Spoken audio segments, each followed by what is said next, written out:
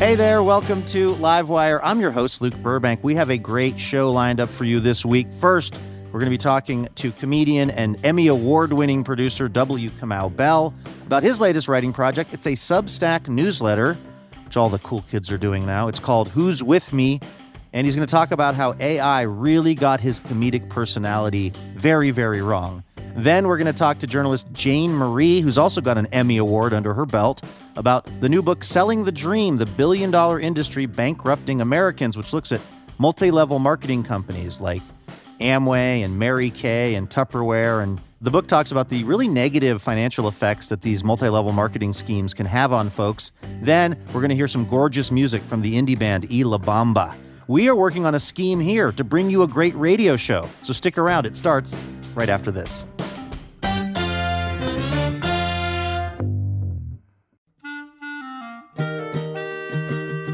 This episode of Livewire is brought to you by Progressive Insurance. What if comparing car insurance rates was as easy as putting on your favorite podcast? With Progressive, it is. Just visit the Progressive website to quote with all the coverages you want. You'll see Progressive's direct rate, and then their tool will provide options from other companies so you can compare. All you need to do is choose the rate and coverage you like. Quote today at Progressive.com to join the over 28 million drivers who trust Progressive. Progressive Casualty Insurance Company and Affiliates. Comparison rates not available in all states or situations. Prices vary based on how you buy. Hey, Elena. Hey, Luke. How's it going? I'm doing great. And it's time for Station Location Identification Examination. This is where I give Elena a quiz about somewhere in the country. Livewire's on the radio. She's got to figure out where we're talking about. This place is home to the world's largest six-pack of beer, which is displayed at the City Brewing Company. The world's largest six-pack is a large collection of 6 beer storage tanks. It's a well-known landmark and tourist attraction in this city. And this place is also known for another beverage, Elena, another liquid beverage. It's very popular these days that if I give you the name, I feel like you're going to get it right away. Do you have any guesses before I give you the second part of this hint? I'm feeling like it's like an old Milwaukee. Oh, you're so close. You're in the right state. Oh, it is Wisconsin. It's the place where they make LaCroix, the sparkling water. La Crosse, Wisconsin. That's exactly what I'm talking about. Yeah, it's right there on the can. That's right. La Crosse, Wisconsin, where we're on WHLA, which is part of Wisconsin Public Radio. So shout out to all the cheeseheads tuning in today. Should we get to the show? Let's do it. All right, take it away. From PRX, it's...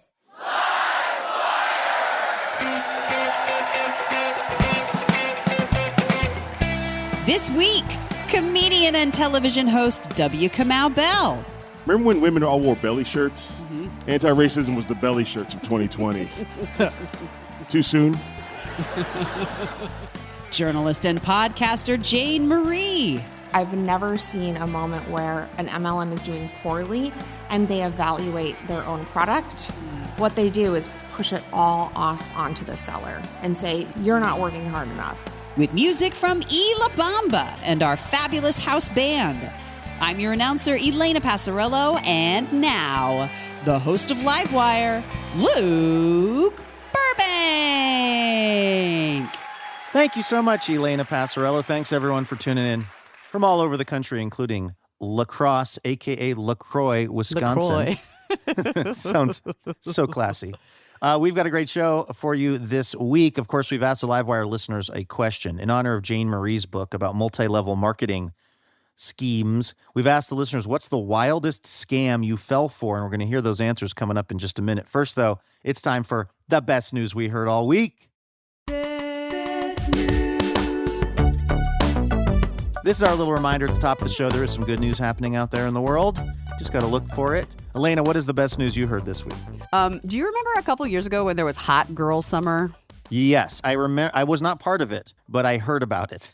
This summer, I am going to participate in Double Brewed Summer, which is my kind of summer, also known as the Cicada Apocalypse. Oh, I have been hearing about this and seeing little online clips of the just swarms of cicadas, right? Yes, literal trillions of cicadas. And when I say literal, I mean literally. Like there are literal trillions of cicadas in a certain swath of the country right now. And it's kind of a unique event. The last time these two broods emerged at the same time, Thomas Jefferson was the president.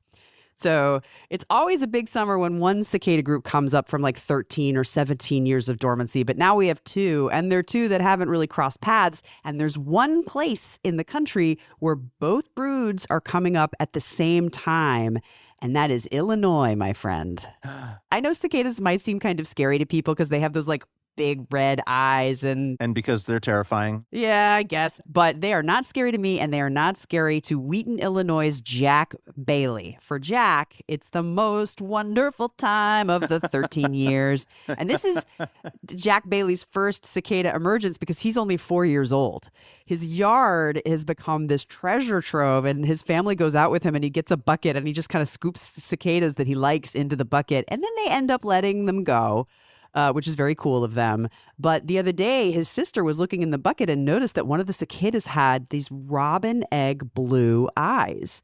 And like I said, cicadas usually have these kind of like orangey red kind of like eyes, but these were like Frank Sinatra, baby. I was going to say, is this the Frank Sinatra? Is this the Paul Newman of cicadas? That's right. And then he sang Fly Me to the Moon. So they were like, that's cool, blue-eyed cicada. And then they threw it back in the yard. And then they went inside, and I think their neighbor was like, oh no, we've heard about this. This is really rare. It's this mutant gene situation, although they're not even sure because there have been so few blue-eyed cicadas over the past 100+ years of people studying cicadas. They've never even collected enough to know why one in like 500,000 cicadas has blue eyes. So then they were like, oh no, and we threw it back. And so then they went back into the yard with flashlights because it had gotten dark at this point, and they found it again. What? That is crazy. They took it to the Chicago Field Museum where hopefully its DNA can be studied. Mm-hmm. But the fun doesn't end there, Mr. Burbank. On another part of the state, in Lisle, Illinois, somebody brought a blue-eyed cicada to the local arboretum. What? They let that blue-eyed cicada go. And then a staffer there found a third blue-eyed cicada on the leaves of one of the plants in the arboretum. 3 blue-eyed cicadas! Is it possible that blue-eyed cicadas are less rare than we thought? There are a lot of scientists who are still saying, this is an anomaly inside of an anomaly. We should still consider it a 1 in a million event. But like I said, there's trillions of cicadas this year, so 1 in a million, 1,000 times a million is 1 billion. So the odds are a little bit greater this year just because of the sheer number of cicadas that are dropping on this one part of the country. But regardless, I mean, that is just so statistically unlikely to find 3 of them. If you liked 2024, just wait until 2089, when I personally am going to be 111 years old. But that co-emergence of several cicada broods is going to put 15 trillion cicadas onto American soil in one double brood summer. So, woo, wow. Can't wait till then. I know. Looking forward to it. The best news that I heard all week actually comes out of Wisconsin, which is where our station location identification examination was this week. Madison, Wisconsin, to be specific, where there is something called the Nationwide Trophy Recycling Program that has been set up by a woman named Janet Gray and a team of volunteers. And here is what they realized. It's really hard to throw out a trophy. Like you're going through your house and you're trying to, declutter, you're trying to get in touch with your inner Marie Kondo or whatever.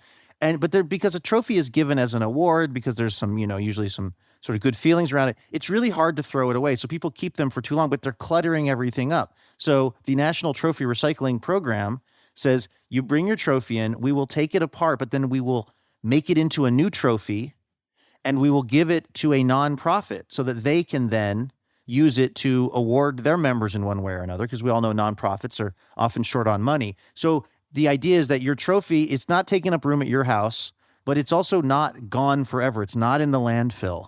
It's still a trophy. It's still honoring someone who was listed as participant, like I was for the Greenwood Boys and Girls Club in 1985 when I got Most Improved Right Fielder, Elena, which is a very specific award. Like, they were running out of awards to give out on that Greenwood Boys and Girls Club team that year. And I still have them, by the way, to this whole point that it's hard to get rid of a trophy. I still have these trophies. These are trophies that really speak to a childhood of very mediocre athletic accomplishment, but I just can't bring myself to toss them. But now I know if I can send them to the National Trophy Recycling Program, they will live on and they will help out some people who are deserving to have their moment of award. And at no cost to them. So shout out to the folks in Madison, Wisconsin running the nationwide trophy recycling program. That's the best news I heard all week.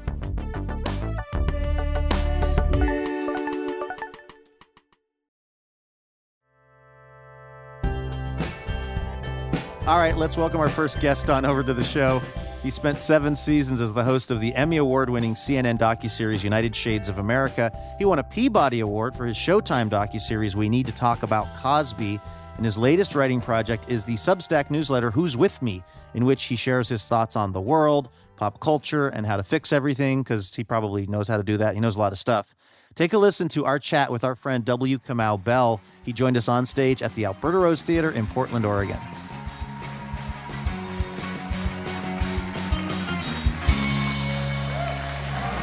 Hello!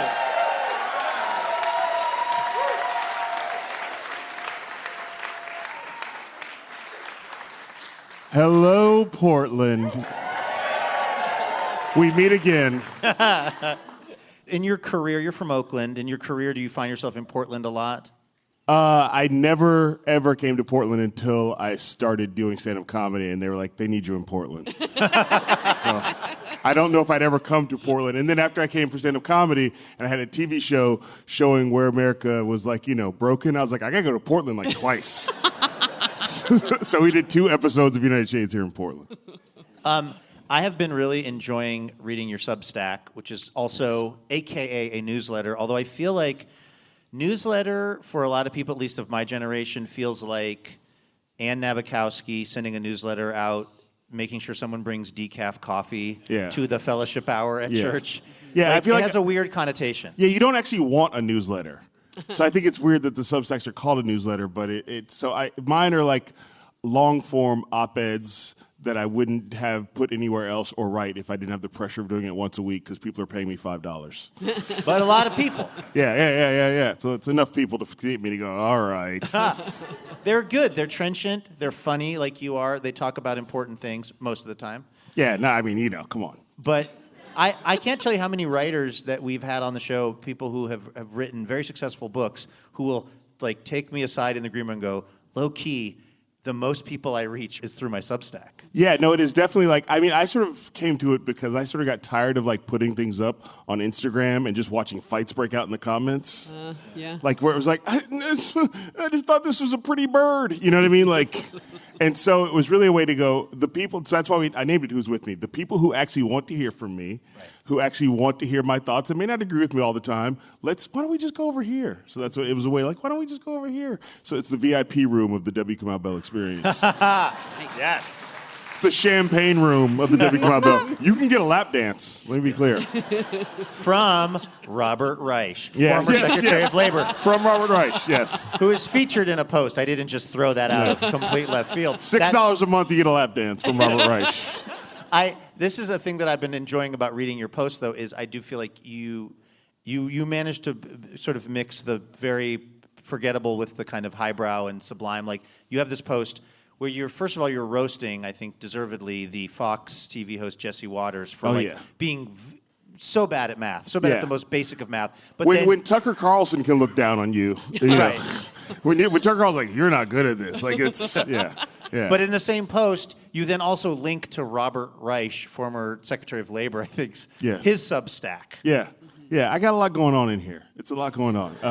I'm an only child. I'm a stand-up comic. That's what I like about it, is that I can sort of like, nobody wants 1,500 words of that, but I did. And if you want to read it, come check it out. But it's like, because my brain sort of like does that thing where it makes these connections, and so it's a way. And forever in my career, people like edit out the tangents, and so now I get to be tangent full instead of tangent free. I love that stuff. When someone's like, it's too long of a story, I'm always like, give it to me. And in fact, we got to take a quick break. When we come back, I want to talk about the post that you basically said is the thing you would like to say when you're out promoting your career and things you work on, but there's never time for it. And basically what your experience has been as a creator in Hollywood and the television industry. So we're going to get the full download from W. Kamau Bell in a moment. This is Livewire Radio from PRX. We're at the Alberta Rose Theater in Portland. Back in just a moment.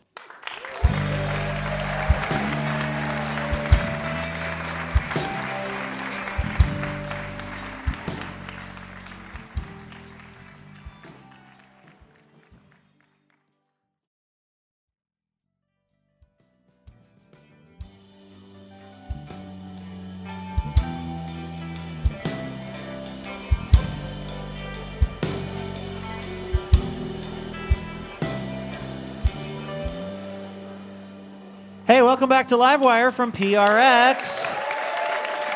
We're at the Alberta Rose Theater in Portland. I'm Luke Burbank. That's Elena Passarello. We're talking to W. Kamau Bell, the television host, the writer, the stand-up comedy person, also now the proprietor of a Substack, which is really good reading. And as I was saying before the break, I always like to get the full story. And one of the posts that you wrote recently was about how when you're out promoting your various projects, there's a certain kind of, time limit and attentional limit, and you're there to kind of try to drive some more eyeballs towards whatever it is. Help me keep my health insurance. Right? That. I have 3 kids. They like to eat every day. Kids these days. Yeah. But what you wrote in this post was that you are, as a content creator, you're experiencing something going on. We're just going to call it Hollywood. Whatever version of like making television and projects, that you write in this post that it feels to you like there was a lot of noise made, particularly in the wake of the murder of George Floyd, about elevating different voices and representation and making different kind of programming, and that feels like that's really gone away. Oh yeah, that's gone. I mean, yeah, like being anti-racist was kind of like, remember when women all wore belly shirts? Mm-hmm. Anti-racism was the belly shirts of 2020. Too soon? Like it was like a trend. It was like a wave that a lot of people got on. And I had a friend who owned a bookstore, and he told me like a lot of people order these anti-racist books and then they never pick them up. Huh. Yeah. So the idea being that like it was cool for even the companies to like, I was in so many Zoom meetings with white people. Like, what's it like being in real life with one? Well, as people know, I live with a white person in my house. Okay. As a part of my court-appointed, I don't want to get into it. I don't want to get into it. It was like I got all these calls from people, like, we want to do more. And then it happened to a lot of black people. And then a lot of those projects that got big headlines for being greenlit never were made. Huh. And you remember the article about the thing being greenlit, but you don't remember that it was never made. And then the other part of it is that, like, now, the same attacks that are going on DEI, diversity, equity, inclusion in like Florida are also happening all across America and happening in Hollywood. So a lot of the execs who run these companies are the same sort of white people who always run these companies. And so it was, is that cool now? Oh, we're in. Oh, it's not cool. And so now basically the only way to get something pitched is like, was somebody murdered? Were they preferably a white lady? Or is it like a celebrity or established intellectual property? No offense to anybody. No offense to anybody who's associated with it. I will probably check it out. But to hear that Jerry Seinfeld is making a Pop-Tarts movie, like, that's what Hollywood wants. Like that, because first of all, hopefully somebody dies in it. I hope somebody dies in it. Tony the Tiger dies. maybe the secret behind Pop-Tarts, somebody died. But, and then I'm like, how about that anti-racism stuff that I do? No? Okay, good. Part of the reason starting Substack is like, I thought I'd be doing different things at this point in the year. I'm not doing those things. I've made a joke, but I do have 3 kids who like to eat every day, so I can't I'll just wait until racism's cool again. So Right, well that's what I'm wondering is how... I mean, I'm sorry, it is cool. You're right. You're right not to react. It's still totally cool. Thank you, one person in the back. I mean, I think if you knew the exact answer to this question, you wouldn't be writing the Substack, I guess. But how do you sell something that is meaningful and we need to have when the larger structures aren't buying it? I mean, so right now I'm sort of remembering times in my life where I thought, it's funny, like when my career was over and like, what did I do then? So I don't think my career is over, I want to be clear. But what are times in my life where I went back and I thought, oh, maybe this is the end? And there's been a couple times, notably after my first TV show, Totally Biased, was canceled. And so I'm like, All right, I hadn't done stand-up for like 5 years after my Netflix special came out, Private School Negro, still available for streaming. After that came out, we had our third daughter. I was like, I'm gonna take a break. I'm gonna come back in 2020 when it's an election year. 2020 was like, ha, ha, ha, ha, ha. And so then I thought I didn't do stand-up again because I was like, I don't know, low ceilings with people laughing in my face? No, thank you. So this year I started doing stand-up again. So I'm like, I feel fortunate that I've always been a person, and we'll see if people remember this, who knows how to make his own gravy. Remember that dog food commercial, old people? Oh, yeah. Sure. I've always been a person who's like, okay, I've sort of been really fortunate that there have been times when corporate Hollywood has wanted me to be in there, but I've never wanted to depend on that. So now I'm at the point like, okay, we got to go make our own gravy. You do so many things. You write books, you do the television work, you do the comedy work. Now that you're doing like a weekly deadline of a Substack where you can write whatever you want for a pretty extended word count, is it changing the way you're making other things or thinking about making other things? No, it's just like there's just a lot of, it's like a soup stew in my head, and there's a lot of things that just wouldn't go anywhere. And so like yesterday when Jesse Waters made fun of fast food workers for making $20 an hour, and I was like, forget this dude, FCC. Hey, thank you. I was like, forget his mom, too. I was like, mother, forget that whole family, Can you remind us of the quick math that he did? So he was on the PBD podcast, which if you don't know the PBD podcast, it's like, what if Joe Rogan wore a suit?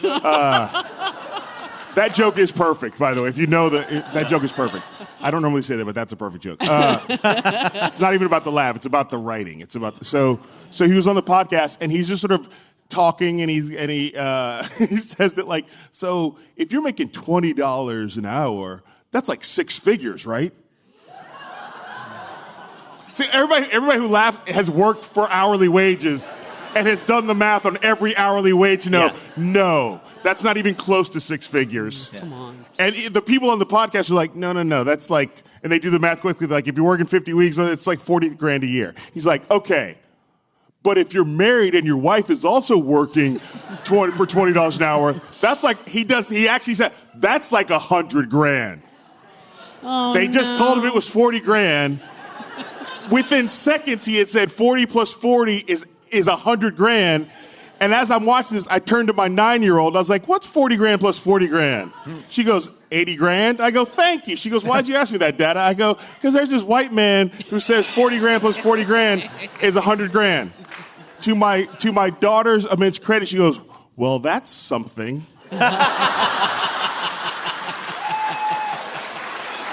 There she is.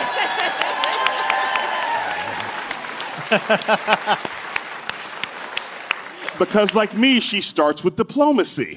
Yeah. And so I was like, in the old days, I would have tweeted about it a lot. I would have been like, and I still go on Twitter just to sort of like kick the dust off, but I don't like, so I sent out one tweet about it, and I was like, this is what the Substack is for.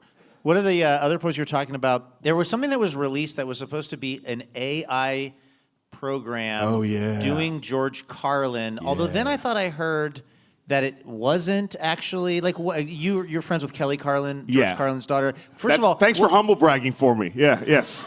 I'm friends with Kelly Carlin, George Carlin's daughter. I texted her. What?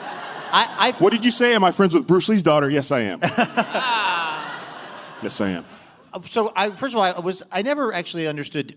Did somebody use an AI program to generate a George Carlin hour? Or was it someone doing an impression of what an AI would do? Do you know? I don't think they knew, but the important thing was that so they said it's this podcast called Dudesy, and they were saying that the whole podcast was run by AI. There are people in AI who say this is not how it would work if it was run by AI, but we don't really know. But the important thing was they put out an hour of material that was like, this is an AI George Carlin. And it was an hour of George Carlin. And of course it sucked. Just of course. Yeah. But it also was just, they didn't ask Kelly Carlin's whole, most of her professional life, not most, but a big part is about protecting her dad's legacy and also expanding her dad's legacy, which is why young people still know who George Carlin is. Mm-hmm. So you don't go, it's not like we're, Abbott and Costello aren't using this anymore, you know what I mean? It's like George Carlin is still an active intellectual property concern, And this podcast is hosted by hosted by comedy writers and a comedian. Like, you should know better. So I was offended as a comedian to be like, you shouldn't do that. And so I immediately reached out to Kelly Carlin, and she was really like upset about it. And I was like, I am a private in the George Carlin Army. I will do whatever you need me to do. And so writing that Substack was about being a private in the George Carlin Army, because I was like, and I would even I had such a good time. She was like, I'm being reached out to by all these people in the media want to talk to me. And I was like, here's some jokes you can say. Like, I was sending her like talking points. Punching it up. And I was like, hey, whatever you want. She's like, I'll quote you. Don't quote me. That's all yours. So it's the least I could do for what her dad did and what she does for her dad. So yeah, and they filed a law. Yeah. And she sued them, and it's important because she sued them to establish a precedent that you're not allowed to do that. Right. You're not allowed to take existing intellectual property that people still own and use and turn it into an AI thing, which is super important because AI is coming for all of us. Well, that's the thing. There was this New York Magazine piece/experiment where they took 3 comedians. They took you, Maria Bamford, and Gary Goldman. Yeah. And they had AI write jokes in your respective styles. And they asked me first, so they were like, would you like to do that? And I was like, yeah, let's see what happens. I read the jokes that the AI... The George Carlin stuff was better. The George Carlin was better. Whoa. It was, I mean, first of all, it must be weird to have somebody tell you there's a W. Kamau Bell style of comedy. Yeah, because I haven't figured it out. It's like I'm still trying to figure out, what is this thing I do? Yeah, so Vulture reached out to me and said, we want to do this. And I said, sure. I don't know what their process was, but I definitely know that, it's like all AI. I have a couple comedy specials, a couple comedy CDs. I've written a lot. So I was like, yeah, sure, it happens. The thing that was so funny to me is that this material that came out, there was no mention of race or racism in any of it. And I was like, I don't know that I've talked 3 minutes on stage ever in my life without at least going, white people. You know what I mean? Just something. Something. And so it was like, I was like, and when I said, I was like, oh, this is how I know AI is designed by white people. They told it to steer, for some reason they told it to steer clear of that. So it was like, there was just no sense of it had nothing to do with anything. I read it to my kids. We all laughed at it. We did not laugh with it, yeah. Does that give you, as a comedian, do you feel like you've at least got a head start on this program? It can't do Kamau Bell right now, but could it in 10 years? I mean, I think you could do it in 2 years. You know what I mean? First of all, I just don't, no, it doesn't give me any comfort. The only comfort I have is that I'm old enough that I'll be dead before all this stuff really happens. I find myself thinking that. Is that thought comfort? About Does anybody feel so comfort about that? Yeah, you got some cheers. Yeah. Woo-hoo! Yeah! Some other comic said this, and I wish I had said this, and I wish I could quote him because I don't remember, but it was the idea we thought AI was going to do the work while we created the art, but somehow it's been flipped. And again, I did not say this. I think Stavros said that. That's what, Stavros said it. And I thought that was but we're going to do the work and the AI is going to be making the art. And that's totally backwards. And so for me, I think that we all have to be aware that AI is coming for all of our jobs, and it's coming to distract us from from what we need to focus on in the world. Yeah. Well, let's end things on that message of hope. W. Kamau Bell, everyone.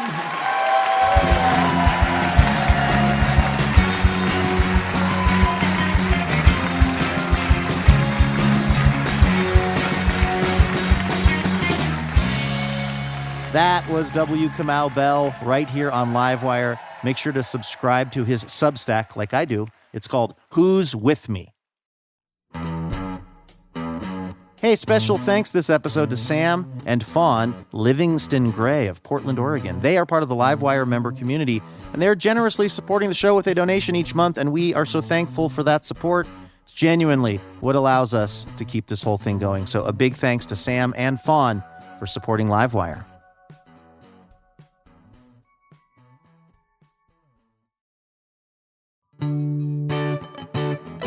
This is Livewire. Of course, each week we ask our listeners a question. This week we asked, what's the wildest scam you have fallen for?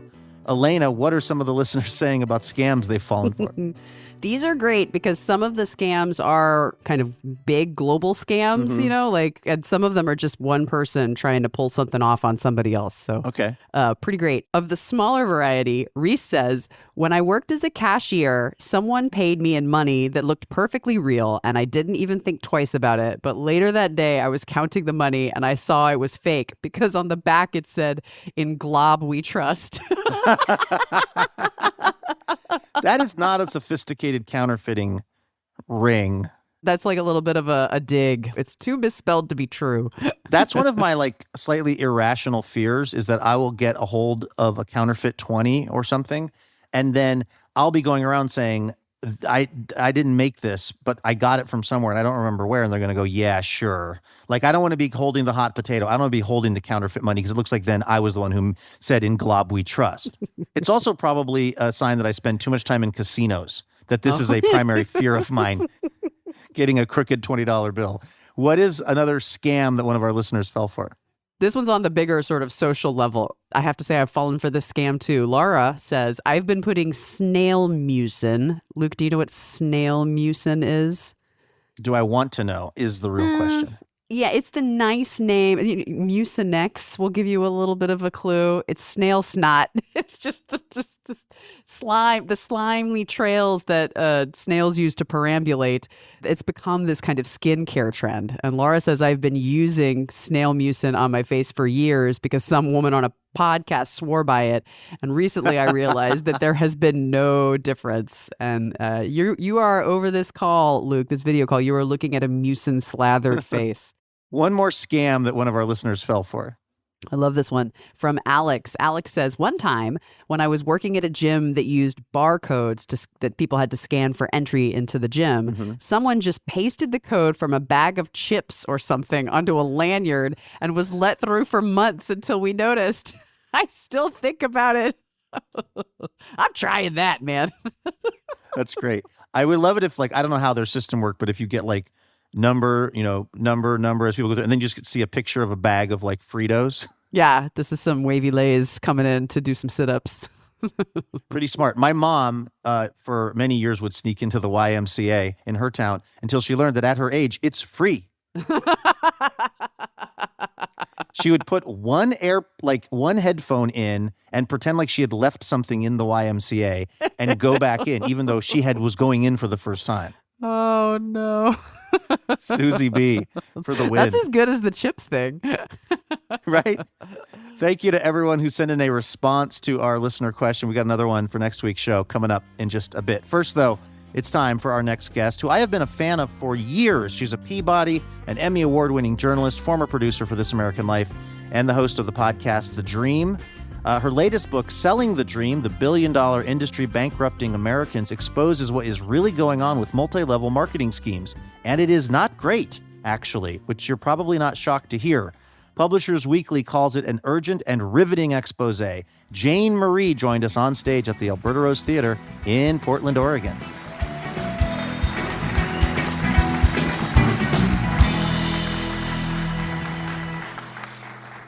Hi, Jane. It's me. Hi. Hi, welcome to the show. Hello, friends. I want to talk about this book. Okay, because, first of all, when I saw it on the list of things we're going to be talking about this season, I circled it because multi-level marketing schemes, if you will, were a very big part of the environment I was in as a kid growing up as a evangelical Christian. Samesies. I feel like you also spent your whole life preparing to write this book. Your grandmother was a Avon lady in Michigan. Yeah, my great-grandma, Maxine, who I dedicate the book to. I also, the rest of my family, when they get involved in an MLM, they say they got a new job. Oh. Which is fine. We're all poor people from Flint, Michigan. We're all having fun. Did your great-grandma Maxine, though, sounds like she got a little something out of her sort of Avon lady status. It wasn't money, but kind of an enjoyable experience? She did. She lived off of the government mostly her adult life. She had her first kid when she was 14 and then had 4 by the time she was 21 or 2. And then my grandpa left.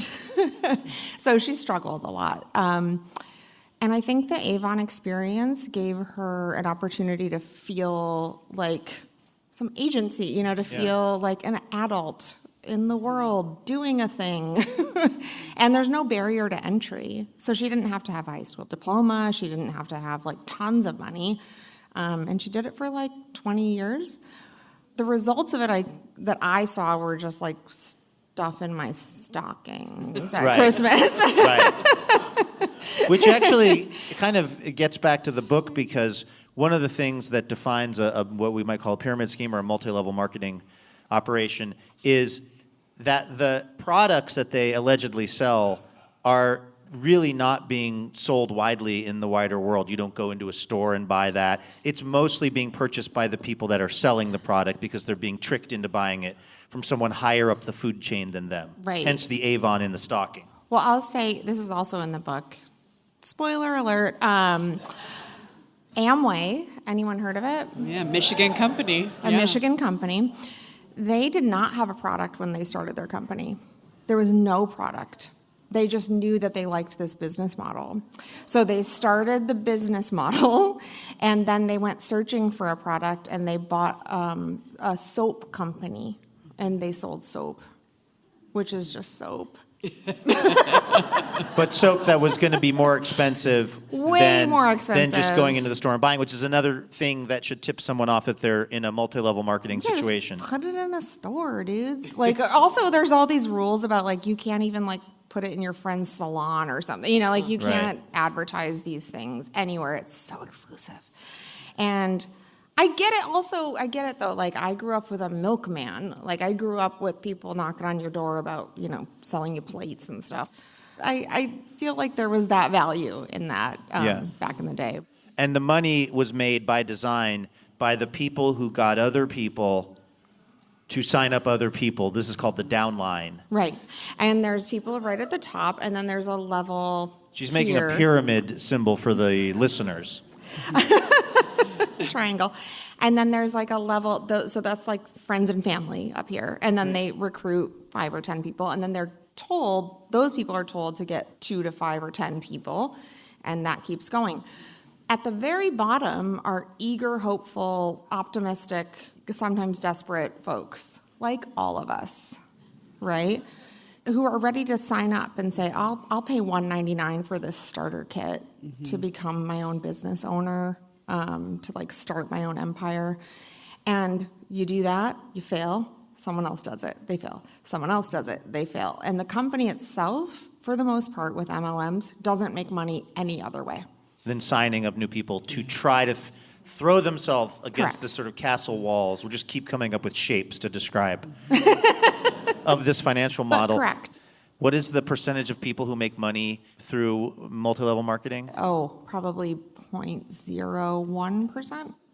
So 99.9% of people that answer the call from LuLaRoe or Scenty candles or whatever are going to lose money in this. There's a statistics that like 97.6 lose over like $100, and then between that and 99%, nothing, no gain, and then 99% to 100 or whatever make $1, and then there's like a teeny tiny. Wow. Does it remind you of any country that you live in?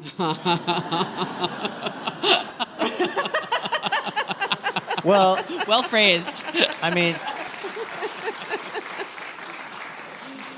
I mean, this is something that I feel like it's easy to kind of want to be dismissive of people that get caught up in this. And oftentimes now with the internet and with social media, it's somebody that you kind of like sort of remember from high school or kind of met somewhere, and then they're hitting you up wanting you to take on this business opportunity. But you're saying, Jane, that we are living in an economy in the United States where there are so many people that are so economically disadvantaged that this pure craziness that is you can make unlimited amounts of money selling questionable workout tights, it catches on with people because those people have so few opportunities to try to do something. I don't think it's crazy.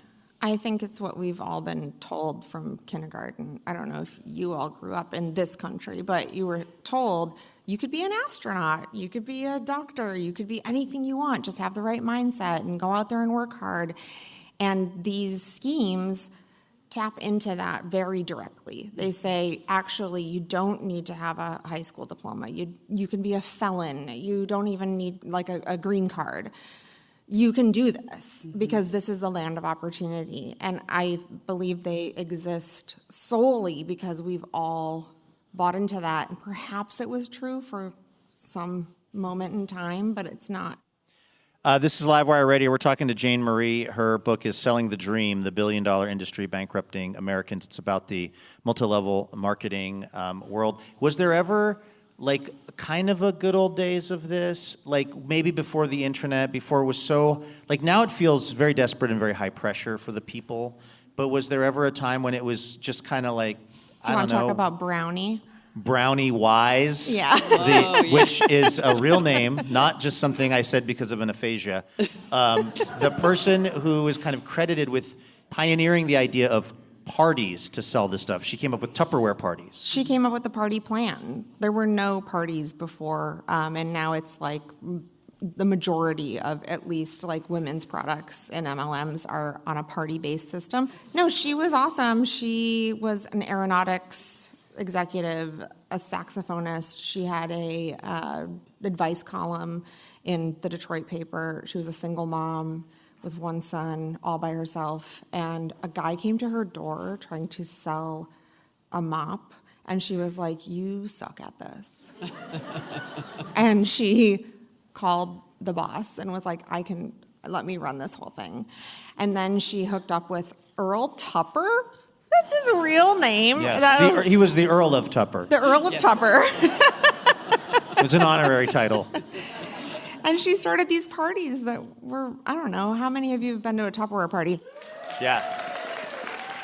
They're so fun. They're so fun. I will say that one, I know that the way the structure of the Tupperware party, it's still an MLM, but people do have Tupperware in their house. I know. Does that at least put them in some special category?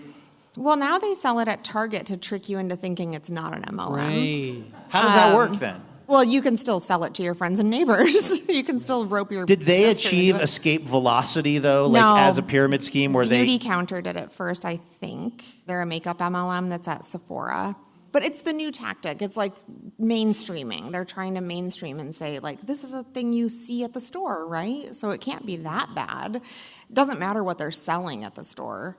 I mean, some of the stories that you profile in the book, though, a lot of people who are already starting out in a pretty bad financial spot really lose, like, a lot of money in this. Like, it's not kind of just a funny, so, like, Amway, you know, we had that person at my church trying to sell Amway. It's like people really suffer real harm from this, which is what I got from the book. Completely. I mean, there's lots of stories about people giving their entire life savings over to these companies. And it's part of the business model, right, is to say, if you're failing, I've never, in all my research, I've been doing this for like 7 years now. In all my research, I've never seen a moment where an MLM is doing poorly and they evaluate their own product or their business structure. Never. What they do is push it all off onto the seller and say, you're not doing enough. You're not working hard enough. And then they sell them some class or something. Yeah. Or Tools. Tools, right. With Amway, it's called tools. And they just sell them more and more crap to like get better at their business that was designed to fail from the beginning. The sales pitch on this is, you're busy, you have a family, you need to support your family, but also have time to be with them. And this is a way for you to just kind of have this, make this money, but fit your real life into the rest of your life. And what you point out is that it is really time consuming. If you're going to try to be an achiever in these worlds of these MLMs, there's no vacation time, because if you're not selling, the people above you aren't getting kicked up to them. Like, it's a very intense, very hard job when the whole sales pitch is, this is like a fun thing that you'll make some extra money at. If that was true, I would be in, right? Like, if I could do that. But the fact of the matter is that the real pitch, the real sale is recruiting. So you're not actually walking around town with a cigarettes, you're not doing that. That was my idea for an MLM, and it's people walking around with open cigarettes on the streets of Portland. Jane Marie, everyone. The book is Selling the Dream.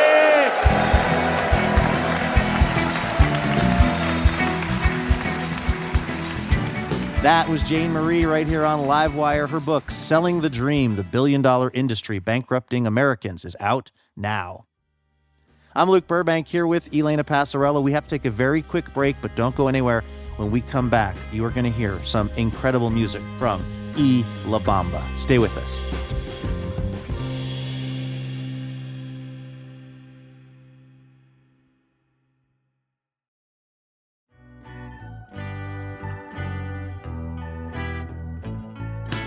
Welcome back to Livewire from PRX. I'm Luke Burbank here with Elena Passarello. Okay, before we get to our musical guest, a little preview of next week's show. We're going to be talking to the journalist Jay Wortham, a staff writer for the New York Times Magazine and the co-host of the Still Processing podcast. They're going to explain what you should major in college so you can get the job of culture watcher, which is the job they have, and also how having that job might land you on a nude queer beach in Oaxaca for work.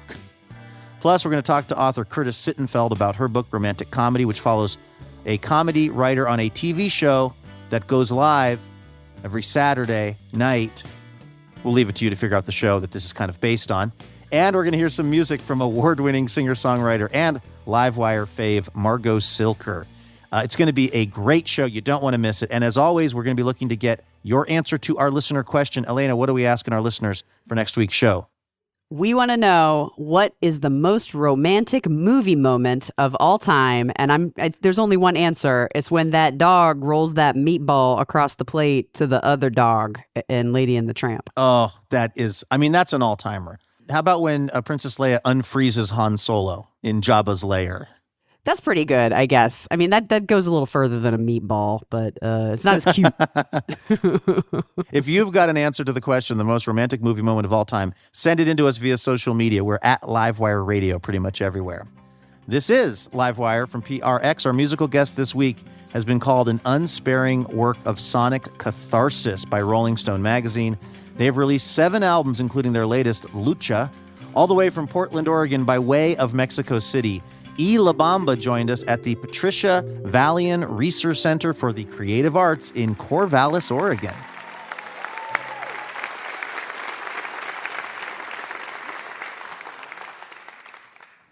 Welcome to the show. Thank you. What song are we going to hear? This one's called Crema de Melón.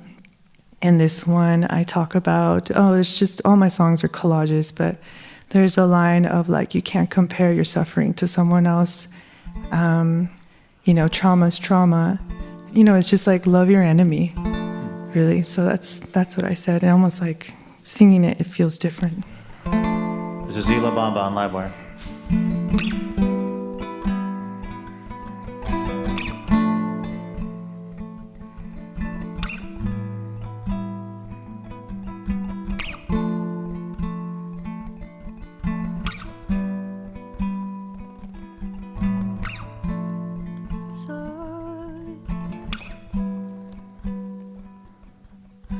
Soy la tormenta que viene, soy la nube que baja a la sombra del sol.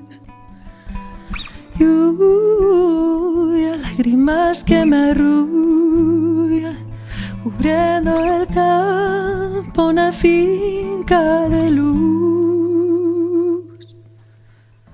Cura y sánate por dentro, cuídate de noche y de día también.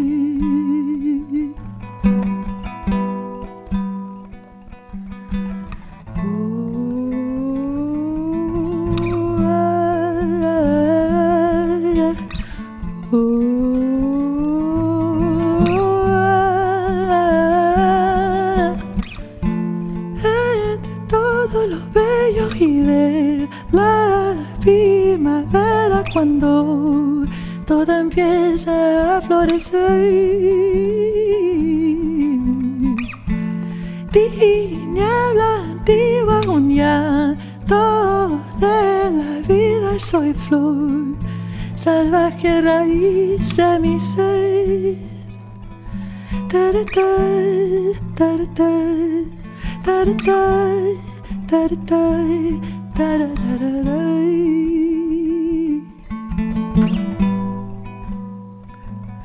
Tarata, tarata, tarata, tarata, tararara.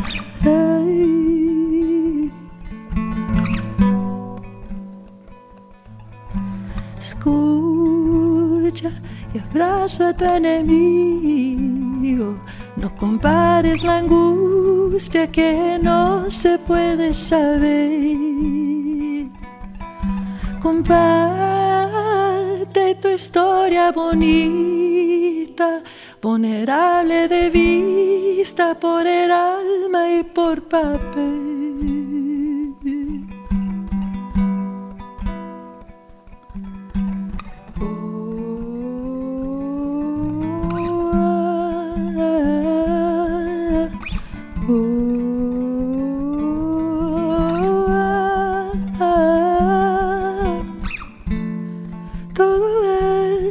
Todo es un retrato de lo que ya fue.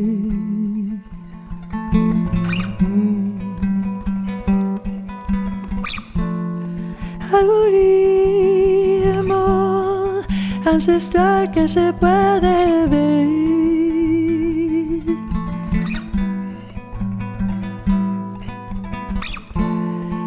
Entre todo lo bello y de la primavera, cuando todo empieza a florecer.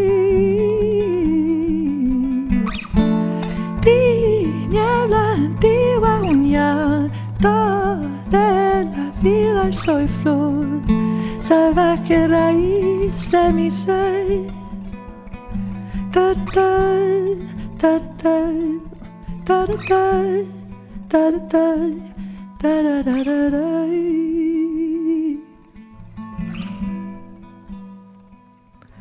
Taratay, taratay, taratay, taratay, tarararay.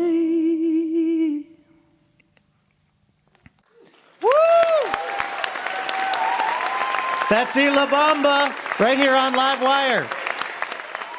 Make sure to check out their latest album, Lucha, which is available now. That is going to do it for this week's episode of the show. A huge thanks to our guests, W. Kamau Bell, Jane Marie, and La Bamba. Laura Haddon is our executive producer, Heather D. Michelle is our executive director, and our producer and editor is Melanie Sevchenko.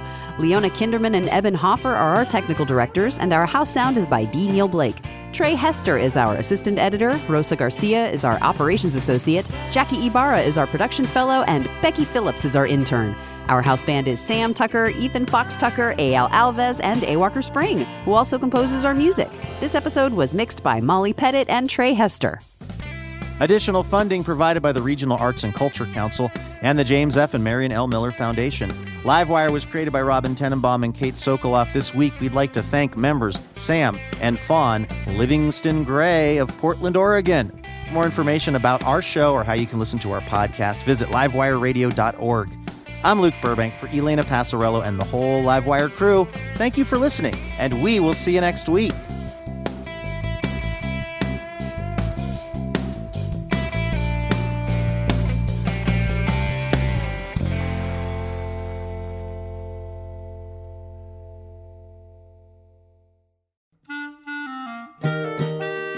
Dear Livewire, when we first met, I was really shy. I had no idea we'd spend so much time together, or that you'd be one to fill my heart with joy and make me want to be a better person. Oh, I'm sorry, I didn't know you were here. I was busy reading a review from one of our many rapturously smitten listeners. Oh, wait, actually, no, sorry. This is from Elena. Anyway, the point is, it would be really helpful if you wanted to leave us a review. Feel free to say really nice things about us, and we'll even read them now and then on the show. So you might hear your review of Livewire read on the program itself. Reviews help other people hear about the show, and then we can keep doing this for a long, long time because we love having this job. Thank you so much if you've left a review, and if you're about to leave a review, you can go ahead and do it right where you get the podcast.